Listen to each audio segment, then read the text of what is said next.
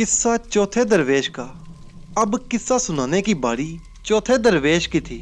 उसने अपनी हकायत यूं सुनाई। हजूर, मैं चीन के बादशाह का बेटा हूँ। बड़े नाजो नेमत से परवरिश पाई। अभी छोटा सा ही था कि मेरे वालिद ने वफात पाई। मरते वक्त उन्होंने अपने छोटे भाई यानी मेरे चचा को बुलाकर वसीयत की कि जब तक शहजादा जवान ना हो सल्तनत का इंतजाम तुम करना। इसके बाद उसे तख्त पर बिठा देना और अपनी बेटी गुलनाज से उसकी शादी कर देना। मेरे वालिद तो ये वसीयत करके दुनिया से रुखसत हुए और हुकूमत मेरे चचा ने संभाल ली। मेरे लिए ये हुक्म हुआ कि मैं महल के ज़नाना हिस्से में रहा करूं और जब तक बरा ना हो जाऊं महल से बाहर ना निकलूं। शाही हुक्म के मुताबिक मैं 14 बरस की उम्र तक बेगमात और हवासों की गोद में परवरिश पाता रहा। सिवाय खेल कूद के दिल को और कोई काम न बाता।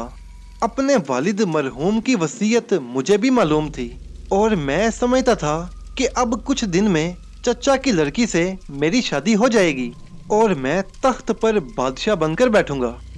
महल में वालिद मरहूम के वक्त का एक हबशी गुलाम था। उसका नाम मुबारक था और वो मेरा बहुत ख्याल रखता था। मैं अक्सर उसके पास बैठकर बातें करता रहता। अपने वालिद मरहूम की वसीयत के मुतालिक भी मुझे उसी ने बताया था। वो मुझे देख देख कर खुश होता और कहता, माशाअल्लाह शहजादे, अब तो तुम जवान हो गए हो, अनकरीब अपने वालिद की सल्तनत के मालिक बन जाओगे। एक रोज मुबारक कहने लगा कि चलो मैं तुम्हें दरबार में ले चलता हूँ, शायद तुम्हें देखकर तुम्हारे चचा को ख्याल आए और तुम्हारा हक तुम्हारे हवाले कर दे। मुबारक मुझे अपने साथ दरबार में ले गया। चचा ने देखकर नहायत शफकत की, फिर नजूमियों को तलब किया और उनसे कहा कि जरा हिसाब लगाकर बताओ कि इस साल कौन सा महीना, कौन सा दिन और कौन सी घड़ी मुबारक है, ताकि इसमें शहजादे की शादी कर दी जाए। नजूमियों को उसने पहले से ही कुछ समझा बुझा रखा था। वो हिसाब लगाकर बोले, हजूर, ये साल सारा मनहूस है, कोई तारीख मुबारक नहीं ठहरती। अगर ये साल हैरो आफियत से कटे तो आइंदा साल इस काम के लिए बेहतर रहेगा। बादशाह ने मुबारक की तरफ देखा और कहा, शहजादे को वापस महल में ले आओ। खुदा ने चाहा तो ये साल गुजरने के बाद इसकी अमानत इसके हवाले कर दूंगा। इससे कहो कि तसल्ली रखे और खूब पढ़े लिखे। मुबारक ने सलाम किया और मुझे महल में वापस ले आया। 2-3 दिन बाद मैं मुबारक के पास गया तो वो मुझे देखकर रोने लगा। मैंने पूछा तो वो कहने लगा, काश मैं उस रोज तुम्हें दरबार में ना ले जाता। मुझे क्या मालूम था कि बादशाह की नीयत खराब हो चुकी है और वो बादशाहत तुम्हारे हवाले नहीं करना चाहता। अब उसने मुझे हुक्म दिया है कि किसी न किसी तरह शहजादे को जान से मार डालो। मुबारक की ये बात सुनकर मैं उसके पांव पर गिर पड़ा और बोला, मुझे सल्तनत नहीं चाहिए, मेरी जान बच जाए यही मेरी सल्तनत है। मुबारक ने मुझे उठाकर सीने से लगाया और कहने लगा, डरो नहीं शहजादे, मुझे एक तदबीर ऐसी सूझी है कि तुम्हारी जान भी बचे और सल्तनत भी तुम्हारे हाथ आए। मेरे साथ आओ। मुबारक मुझे उस कमरे में ले गया जहां मेरे वालिद आराम किया करते थे। वहां एक बड़ी सी कुर्सी बिछी हुई थी। मुबारक ने उसे हटाकर एक तरफ रखा और जमीन खोदने लगा। मट्टी निकालने के दौरान एक खिड़की नजर आई जिसमें ताला लगा हुआ था। मैं दिल में ये समझा कि मुबारक ने मुझे दफन करने के लिए ये गड्ढा खोदा है। उसके बुलाने पर डरता डरता करीब गया तो वह हंसने लगा और झट ताला खोल दिया। उस खिड़की के अंदर एक छोटी सी इमारत थी। 4 कमरे थे। जगह जगह देगें रखी हुई थीं जिनके मुंह सोने की ईंटों से बंद थे। एक देग लबालब अशरफियों से भरी हुई थी और उसका मुंह खुला था। जो देगें बंद थीं उन पर जमुर्द का बना हुआ एक एक बंदर बैठा था। मैंने गिना तो देखा कुल 39 बंदर हैं। हैरान होकर मुबारक से पूछा कि ये क्या माजरा है और ये किसका मकान है। मुबारक ने जवाब दिया, हजूर, ये सारा खजाना आपका है, मेरे सिवा किसी को इसकी खबर नहीं। और ये जो बंदर देखते हो इनका माजरा ये है कि तुम्हारे वालिद की जिन्नों के बादशाह मलक सादिक से दोस्ती थी। वो हर साल बहुत से तोहफे तोहफ लेकर मलक सादिक के पास जाते और 1 महीना उसके यहाँ ठहरते। जब वो रुखसत होते तो मलक सादिक उन्हें ज़ुमुर्द का एक बंदर देता। बादशाह उन बंदरों को लाकर इस तहखाने में रखते रहे। एक मर्तबा मैंने अर्ज किया कि हजूर मलक सादक के पास लाखों रुपए के तोहफे ले जाते हैं और वो आपको पत्थर के एक बेजान बंदर पर चढ़ा देता है। वो हंसकर फरमाने लगे कि देखो मुबारक, किसी को बताना नहीं। ये बंदर देखने में बेजान है, लेकिन इनमें से हर एक के मातहत 1,000 दियो हैं। मगर जब तक मेरे पास 40 बंदर जमा ना हो जाएं, इनसे कोई काम नहीं लिया जा सकता। लेकिन अफसोस कि एक बंदर की कमी थी कि बादशाह सलामत ने वफात पाई। अब तुम्हारी ये हालत देखकर मुझे ख्याल आया कि तुम्हें मलक सादक के पास ले जाऊं और तुम्हारे चचा के जुल्म सितम का हाल उसे सुनाऊं। मुझे यकीन है कि तुम्हारे वालिद की दोस्ती का लिहाज करके वो 40वां बंदर तुम्हें दे देगा और फिर तुम सारे मुल्क चीन की सल्तनत आसानी से हासिल कर सकोगे। अगर बंदर ना भी मिला तो तुम यहाँ से निकल जाओगे और तुम्हारी जान भी बच जाएगी। मुझे मुबारक की ये राय बहुत पसंद आई और कहा कि आप मेरे बुजुर्ग हैं, जो भी मुनासिब समझें वो करें। मुबारक बाजार गया और मलक सादक के पास ले जाने के लिए तोहफे खरीदे। फिर वो एक रोज़ बादशाह के पास गया और कहने लगा, हजूर, शहजादे को मार डालने की एक सूरत मेरे जहन में आई है। मैं उसको बाहर जंगल में ले जाकर ठिकाने लगाऊं, किसी को पता भी नहीं चलेगा और आपकी बदनामी भी नहीं होगी। बादशाह मुबारक की इस तजवीज़ पर बड़ा खुश हुआ और बहुत कुछ इनाम देने का वादा किया। उधर से तसल्ली करके मुबारक मेरे पास आया।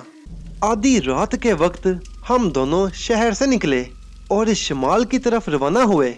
कोई 1 महीने तक सफ़र करने के बाद एक घने डरावने जंगल में पहुंचे।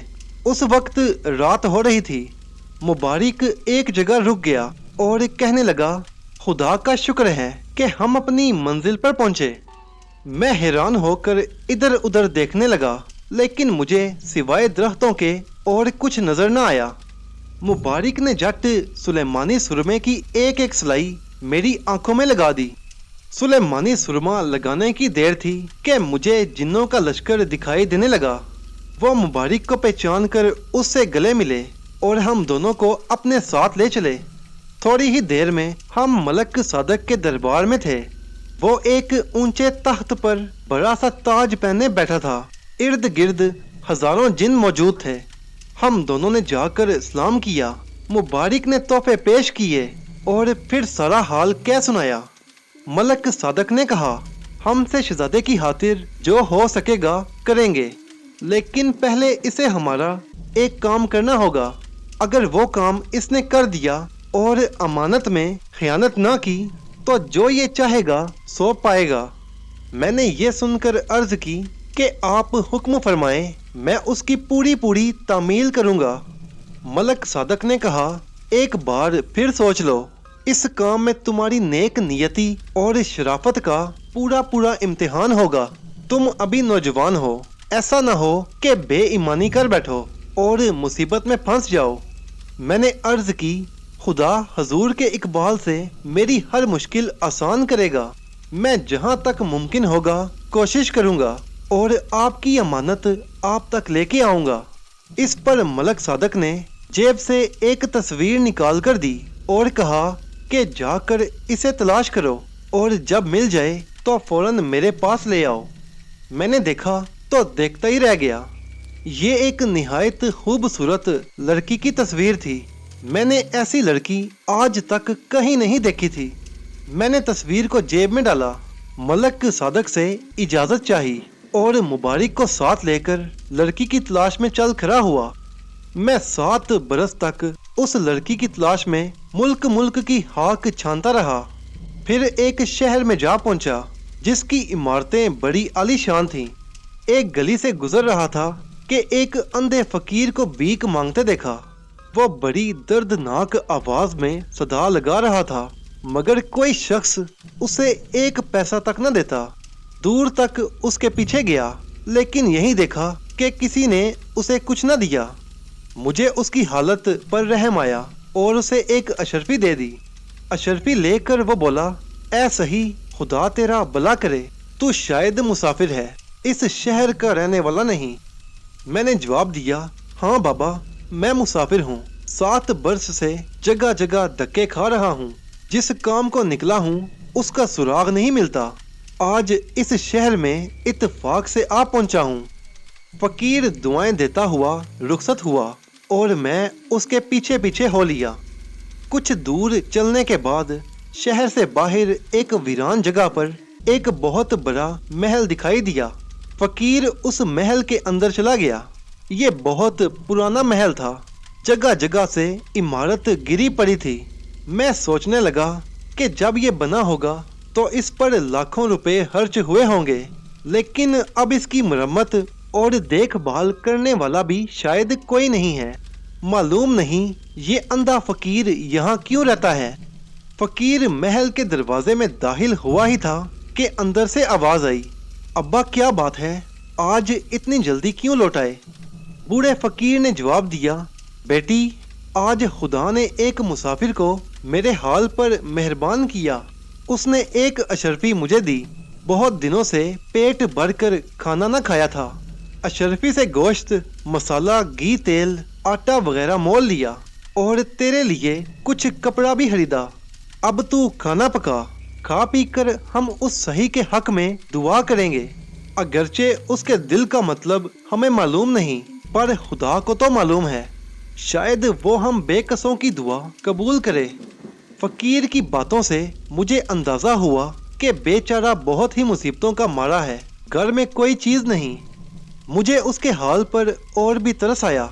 जी चाहा कि उसे 20 अशरफियां और दे दूं, लेकिन आवाज की तरफ ध्यान जो गया तो एक लड़की वहां खड़ी देखी। हैरान रह गया क्योंकि वो बिल्कुल वही लड़की थी जिसकी तस्वीर मलक सादक ने मुझे दी थी। मैंने तस्वीर निकालकर दोनों को मिलाया तो दोनों में जरा भी फर्क न पाया। मुझे अपनी तरफ देखकर वो लड़की डांट कर कहने लगी, ये कौन बेशरम है जो बिला इजाजत अंदर चला आया है? मैंने नरमी से कहा, खफा ना हो, मैं एक थका हारा मुसाफिर हूँ, ठहरने के लिए जरा सी जगह चाहता हूँ। अंधे फकीर ने मेरी आवाज पहचान ली, पास बुलाकर गले से लगाया और अंदर ले गया। लड़की एक कोने में जाकर छुप गई। फकीर ने एक टूटी हुई चारपाई लेटने के लिए दी। बूढ़े फकीर ने मुझसे मेरा हाल पूछा कि क्यों घर बार छोड़कर अकेले फिरते हो और तुम्हें किसकी तलाश है? बाबा, मैं चीन का शहजादा हूँ। मेरे पास इस लड़की की तस्वीर है जो मैंने एक सौदागर से 1 लाख रुपए में मोल ली थी। लड़की के देखने के शौक में सल्तनत और महल का ऐशो आराम छोड़कर घर से निकला और फकीर का बेस बदलकर सारी दुनिया छान मारी। अब यहाँ आकर मतलब मिला है, आगे हर बात पर तुम्हारा एख्तियार है। यह सुनकर अंधे फकीर ने एक आह भरी और कहा, ए अजीज, मेरी लड़की बड़ी मुसीबत में गिरफ्तार है। किसी इंसान की ये मजाल नहीं कि इससे शादी कर सके। मैं ये सुनकर बड़ा हैरान हुआ और फकीर से दरख्वास्त की कि मुझे अपना हाल सुनाओ। तब उस अंधे फकीर ने मुझे अपनी ये सरगजिश्त सुनाई। अंधे फकीर ने कहा, ऐ शहजादे, मैं इसी कमबख्त शहर का रहने वाला हूँ। मेरा शुमार यहाँ के बड़े बड़े रईसों में होता था। मेरे बुजुर्ग निहायत नामवर और आली खानदान थे। खुदा ने मुझे ये बेटी दी। जब ये जरा सियानी हुई तो सारे मुल्क में ये बात मशहूर हुई कि फलां रईस के घर में ऐसी बेटी है कि खूबसूरती में हुरें और परियां भी उसका मुकाबला नहीं कर सकती। ये बात इस शहर के शहजादे ने भी सुनी और वो जिद करने लगा कि मैं तो उसी लड़की से शादी करूंगा। जब बादशाह को मालूम हुआ तो उसने मुझे बुलाया और शादी का पैगाम दिया। मेरी इससे बड़ी खुशकिस्मती क्या हो सकती थी कि बादशाह का बेटा मेरा दामाद बने और मेरी बेटी मलका बन जाए। मैंने अपनी रजामंदी जाहिर कर दी। चुनाचे एक रोज बड़ी धूमधाम से दोनों की शादी कर दी। मेरी बेटी दुल्हन बनकर शाही महल में पहुंच गई। लेकिन जब शहजादा अपनी दुल्हन को देखने गया तो कमरे में ऐसा शोरो गुल पैदा हुआ कि बाहर जो पहरेदार थे सख्त हैरान हुए। कमरे का दरवाजा बंद था, खोलना चाहा तो खुल न सका। आखिर बड़ी मुश्किल से कवाड़ तोड़कर अंदर दाखिल हुए तो देखा कि शहजादे का सर तन से जुदा पड़ा है। लाश खून में लथड़ी हुई तड़प रही है। दुल्हन के मुंह से झाग निकल रहे हैं और वो पागलों की तरह जमीन पर लूट रही है। ये क़यामत देखकर सबके होश जाते रहे। बादशाह को खबर हुई तो सर पीटता हुआ दौड़ा आया। सब अमीर वजीर जमा हुए। किसी की अक्ल काम नहीं करती थी। बादशाह बड़ी नफरत से दुल्हन की तरफ देख रहा था। गुस्से में आकर कहने लगा कि इसे भी कत्ल कर डालो, ये सब इसके करतूत हैं। बादशाह का ये कहना था कि फिर वही शोरो गुल हुआ। बादशाह डरा और वहां से निकल भागा। अमीरों वजीरों ने भी भागने में ही हैरियत समझी। आखिर बादशाह ने हुक्म दिया कि दुल्हन को महल से बाहर निकाल दिया जाए। इस पर महल की चंद हवासें लड़की को वापस मेरे घर पहुंचा गईं। इस अजीबो गरीब वाक़ये का चर्चा दूर दूर तक हुआ। जिसने सुना हैरान रह गया। शहजादे के मारे जाने की वजह से बादशाह मेरे खून का प्यासा हो गया। उसकी हमायत में यहाँ के सब अमीर वजीर और शहर वाले मेरे दुश्मन बन गए। शहजादे के 40वें से फारिग होकर बादशाह ने अपने अमीरों वजीरों को जमा किया और पूछा कि अब क्या करना चाहिए। वो तो पहले ही मेरी जान के लागू हो रहे थे। कहने लगे, लड़की और उसके बाप को मरवा डालिए और उनका घर बार सब जब्त कर लीजिए। बादशाह को ये राय पसंद आई। फौरन कोतवाल को हुक्म हुआ। वो बहुत से सिपाही ले आया और मेरी हवेली को चारों तरफ से घेर लिया। अभी सिपाही अंदर घुसने न पाए थे कि गैब से ईंट पत्थर उन पर ऐसे जोर से बरसे कि वो जान बचाने के लिए इधर उधर भाग खड़े हुए।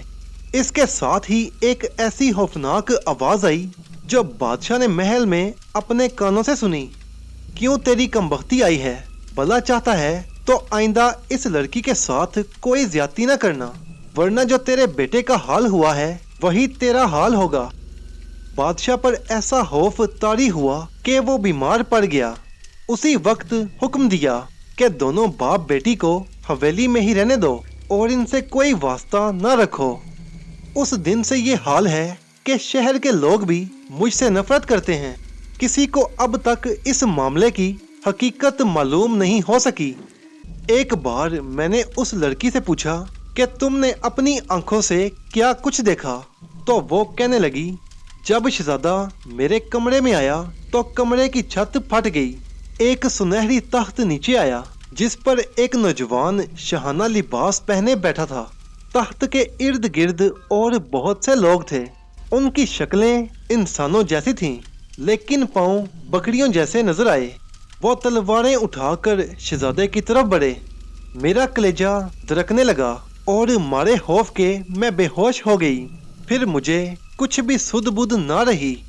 तब से हमारा ये हाल है कि इस टूटी फूटी हवेली में पड़े रहते हैं। बादशाह की नाराजगी की वजह से अपने पराए सब दुश्मन बन गए। जो माल असबाब था सब बिक बिका गया। इसी गम में आंखें भी जाती रहीं। अब सुबह से शाम तक भीख मांगता हूँ तो कोई एक पैसा तक नहीं देता। इस कमबख्त लड़की के बदन पर कपड़ा नहीं कि सर छुपाए और खाने को मैसर नहीं कि पेट भरकर खाए। खुदा से दिन रात यही दुआ मांगता हूँ कि मौत आ जाए या जमीन फटे और हम दोनों इसमें समा जाएं। खुदा ने शायद तुम्हें हमारे ही वास्ते भेजा है। तुमने एक अशरफी दी तो हमने मुद्दतों बाद पेट भरकर खाना खाया। अगर तुम्हारी जान का अंदेशा ना होता तो बड़ी खुशी से इसकी शादी तुम्हारे साथ कर देता। मैं मायूस होकर सिराय में आ गया जहां मुबारिक मेरा इंतजार कर रहा था। मैंने उसे सारा माजरा सुनाया।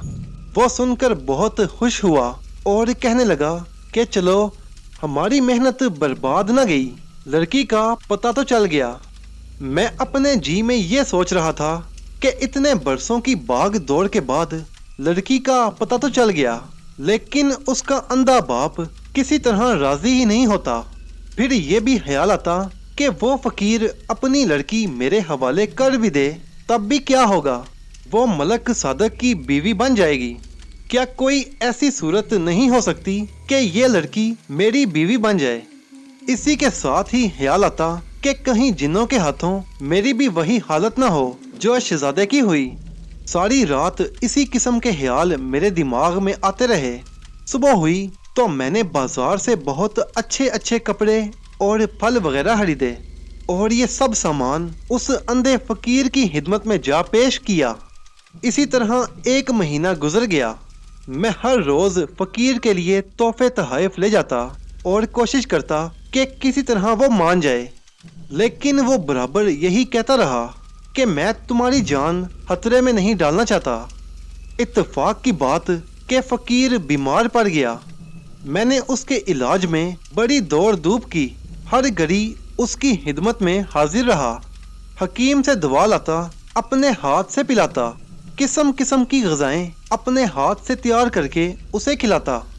میری اس خدمت کا اس کے دل پر بڑا اثر ہوا اور ایک دن مہربان ہو کر کہنے لگا، شہزادے تم بڑے ضدی ہو، میں نے ہر چند تمہیں منع کیا کہ اس ارادے سے باز آ جاؤ، لیکن تم نہیں مانتے۔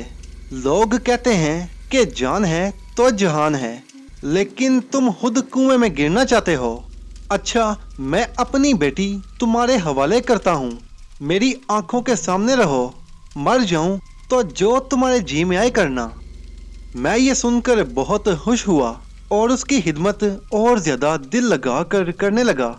چند دن بعد ہی اس کا انتقال ہو گیا۔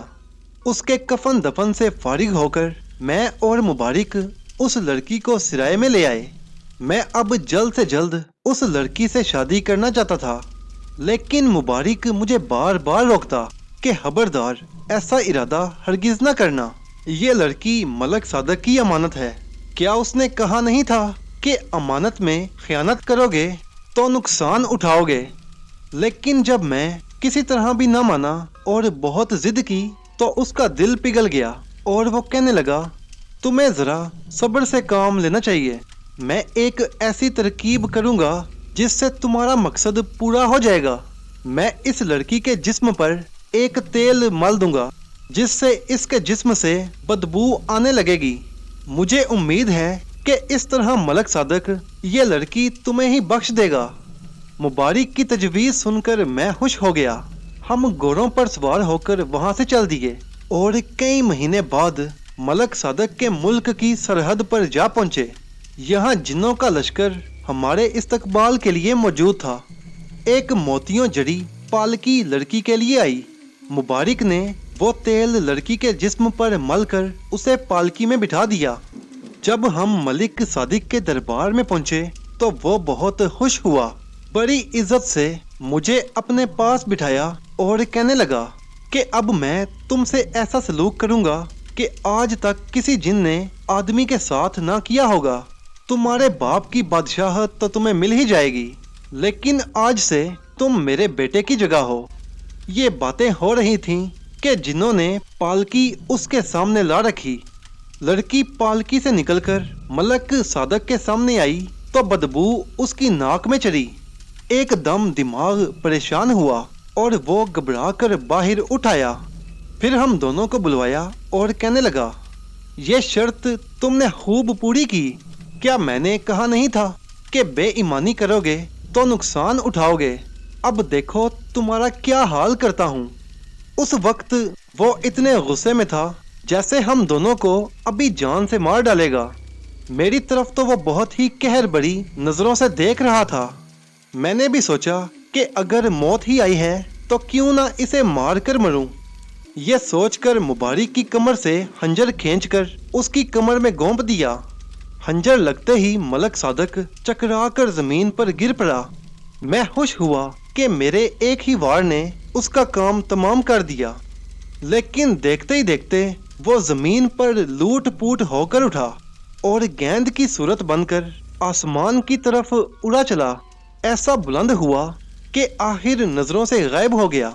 ابھی اسے غائب ہوئے ایک پل بھی نہ ہونے پایا تھا کہ وہ بجلی کی طرح کرکتا اور غصے میں نہ جانے کیا کچھ بکتا نیچے آیا۔ आते ही एक लात मेरे इस जोर से मारी कि मैं चकरा कर चारों हाने चित गिर पड़ा और बेहोश हो गया। खुदा जाने कितनी देर बाद मुझे होश आया। आंख खोलकर देखा तो चारों तरफ जंगल ही जंगल था, वो भी निहायत घना और डरावना, जहाँ कीकर, बबूल और कांटेदार झाड़ियों के सिवा और कोई दरख्त नजर नहीं आता था।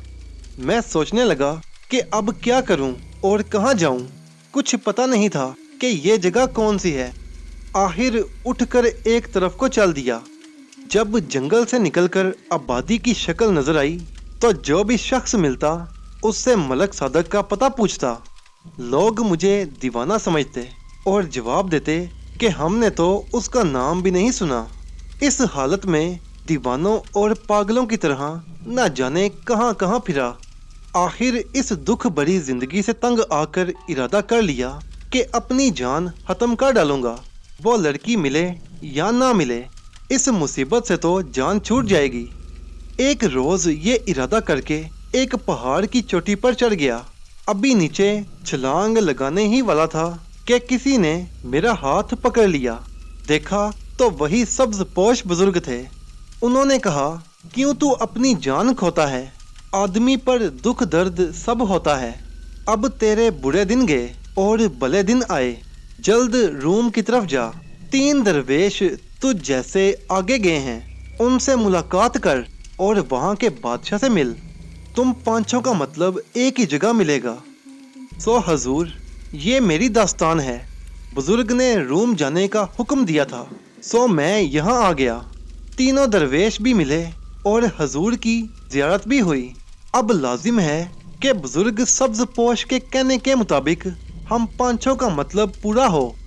चौथा दरवेश बादशाह आजाद बख्त को अपनी दास्तान सुनाकर दम लेने न पाया था कि एक हौजा सिरा दौड़ा हुआ आया और बादशाह को बेटा होने की खुशखबरी सुनाई। ये सुनकर बादशाह की खुशी की कोई इंतहा न रही। दरवेशों ने मुबारकबाद दी। बादशाह ने कहा कि मियाँ, ये सब तुम दरवेशों के कदम की बरकत से है, वरना मैं तो बेटे से मायूस हो चुका था। फिर आजाद बख्त उठकर महल में गया, शहजादे को देखा और उसे गोद में लेकर खुदा का शुक्र अदा किया। फिर इसी तरह सीने से लगाए दरवेशों के पास आया और शहजादे को उनके कदमों में डाला। दरवेशों ने दुआएं दी और नजरे बद से बचाने के लिए दम किया। बादशाह ने जश्न की तैयारी की, खजानों के मुंह खोल दिए। इनामों इकराम से जो एक कौड़ी का मोहताज था उसे लखपति कर दिया। दरबार के अमीरों और वजीरों की जागीर और ओहदों को 2 गुना बढ़ा दिया। सिपाहियों को 5-5 बरस की तनख्वाह इनाम के तौर पर दी। यतीमों, मस्कीनों और फकीरों की झोलियां अशरफियों से भर दी। रियाया को 3 साल का लगान माफ कर दिया। गर्ज सारे शहर में खुशी की एक लहर दौड़ गई, जिसे देखो खुशी के मारे दीवाना हुआ जा रहा था।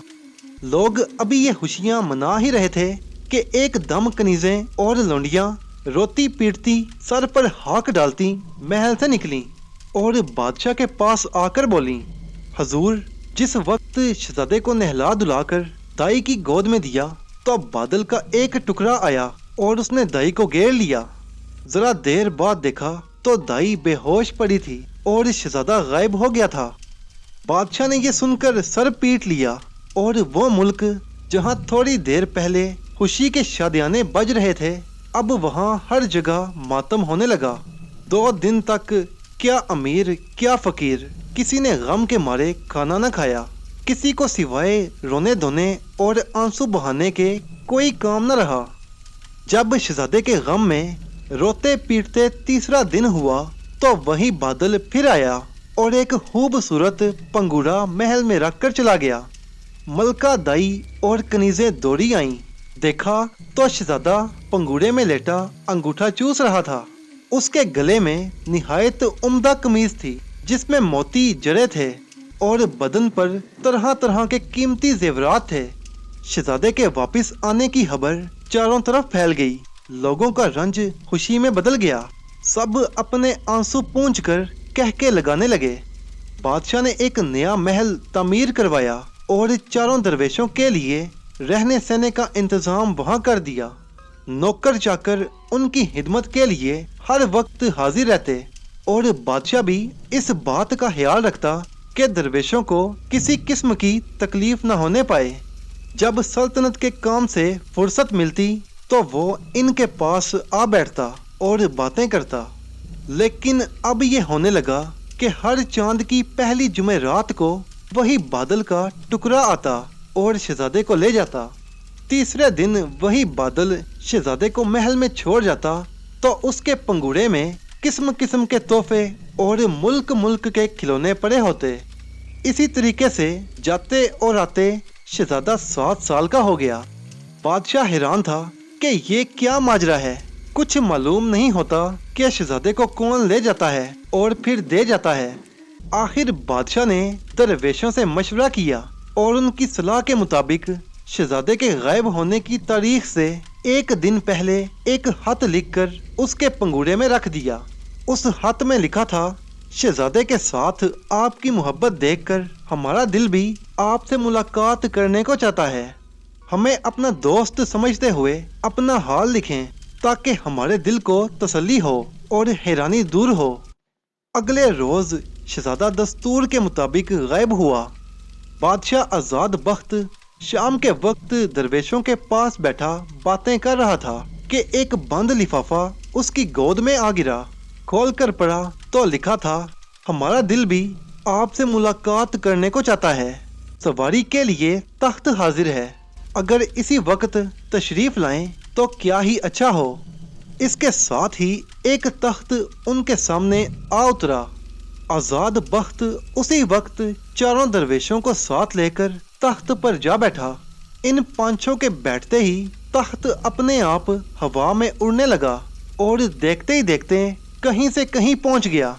खासी देर के सफर के बाद तख्त एक आलीशान महल में जाकर उतरा।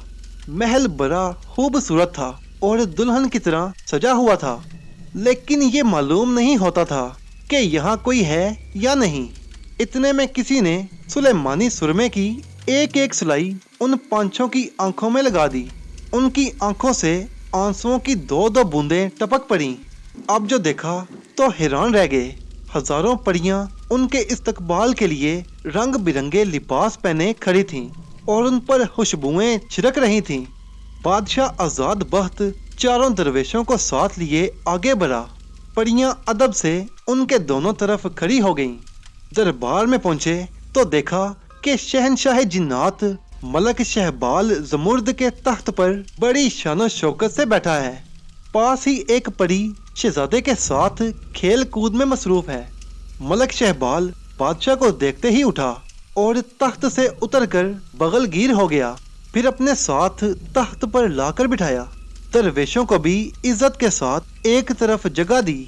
बादशाह आजाद बख्त ने अपना हाल कहने से पहले मलक शहबाल को चारों दरवेशों का हाल सुनाया और इनकी इमदाद करने की दरखास्त की। इन्होंने इतनी मेहनत और मुसीबत खींची है, अब आपकी तवज्जो से अगर इन्हें अपना अपना मकसद हासिल हो तो आपको भी सवाब होगा और मैं भी तमाम उम्र आपका शुक्रगुजार रहूंगा। मलक शहबाल ने उसी वक्त दुनिया के मुख्तलिफ हिस्सों के बड़े बड़े जिन्नों के सरदारों और बादशाहों के नाम फरमान जारी किया कि फौरन हमारे दरबार में हाजिर हों और उनकी कैद में जो आदमजाद मर्द या औरत हो उसे अपने साथ लेते आएं। अगर कोई नहीं आएगा या अपने कैदी को छुपा कर रखेगा तो उसका और उसके खानदान का नामो निशान तक मिटा दिया जाएगा। मलक शहबाल का ये फरमान लेकर देव और जिन चारों तरफ फैल गए। इस इंतजाम के बाद मलक शहबाल और बादशाह आजाद बख्त में गुफ्तगू होने लगी। मलक शहबाल ने कहा, भाई आजाद बख्त, बड़ी मन्नतों मुरादों के बाद खुदा ने मुझे एक लड़की दी है। मैंने ये अहद किया था कि इसकी शादी इंसानों के किसी बादशाह के लड़के से करूंगा।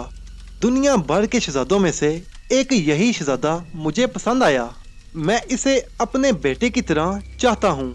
जी नहीं चाहता कि इसे एक पल भी नजरों के सामने से ओझल होने दूं, लेकिन इस ख्याल से भेज देता हूँ कि इसके माँ बाप न देखेंगे तो उनका क्या हाल होगा। महीने में एक बार शहजादे को यहाँ बुला लेता हूँ और आपकी परेशानी के ख्याल से तीसरे ही दिन वापस कर देता हूँ। शुक्र है कि अब हमारी और आपकी मुलाकात भी हो गई। जिंदगी का क्या भरोसा है, जी चाहता है कि जीते जी इनके सरों पर सेहरा तो देख लूं। बादशाह आजाद बख्त ये सुनकर बहुत खुश हुआ और कहने लगा, ये बेटा आप ही का है। जैसे आपकी खुशी वैसी हमारी खुशी। चंद दिन बाद ही वो जिन सरदार और बादशाह जिनके नाम फरमान गए थे, मलक शेबाल के दरबार में हाजिर हुए। सबसे पहले मलक शेबाल ने मलक सादक से कहा कि तेरे पास जो लड़की है उसे हाजिर कर।